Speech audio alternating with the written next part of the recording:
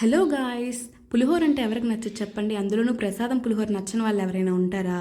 నేనైతే టెంపుల్కి వెళ్ళి దర్శనం అయిపోయిన తర్వాత బయటకు వస్తాం కదా, వచ్చిన తర్వాత ఎవరి చేతిలో అయినా పులిహోరను ప్రసాదంగా చూశానంటే చాలు, ఇంకా నా కాళ్ళు ఆటోమేటిక్గా వెళ్ళిపోతాయి అటువైపే.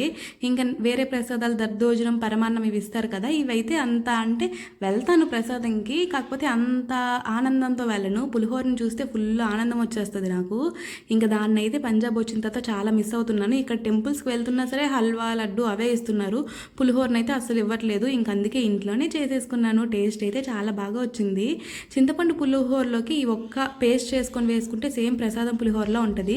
కొంచెం ఆవాలు, జీలకర్ర, ధనియాలు, శనగపప్పు, కొంచెం అల్లం అవి వేసుకొని పేస్ట్ చేసుకొని మనం రైస్లో కలిపేసుకుంటే టేస్ట్ అయితే చాలా బాగుంటుంది. సేమ్ ప్రసాదం పులిహోరలో ఉంటుంది. ఒకసారి ట్రై చేయండి.